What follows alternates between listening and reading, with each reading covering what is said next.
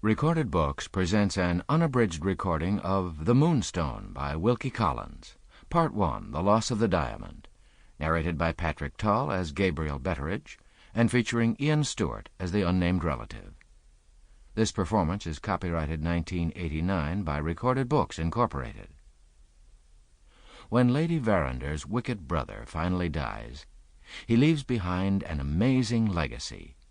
To his niece, the beautiful Rachel, Lady Verander's only child, he leaves a magnificent diamond, rumored to have been stolen from the forehead of an Indian idol, and therefore most certainly cursed. Upon its delivery into the hands of Rachel, it immediately disappears, promptly wreaking havoc in the lives of the family and those close to them. In this first part, entitled The Loss of the Diamond, we are given an account of the events in the Verander household at the time of the birthday party by the house steward, Gabriel Betteridge, whose position as head of the household makes him a man in the know. But first, a small extract from a family paper, written 35 years before Rachel was born by an unnamed relative of Lady Verander. The storming of Seringapatam, 1799. I address these lines, written in India, to my relatives in England. My object is to explain the motive which has induced me to refuse the right hand of friendship to my cousin John Herncastle.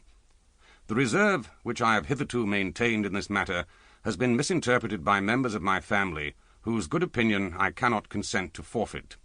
I request them to suspend their decision until they have read my narrative. And I declare, on my word of honour, that what I am now about to write is, strictly and literally, the truth. The private difference between my cousin and me took its rise in a great public event in which we were both concerned, the storming of Seringapatam under General Baird on the 4th of May, 1799.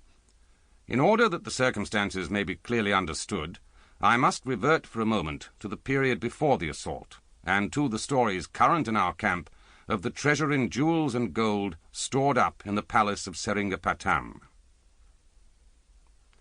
One of the wildest of these stories related to a yellow diamond, a famous gem in the native annals of India.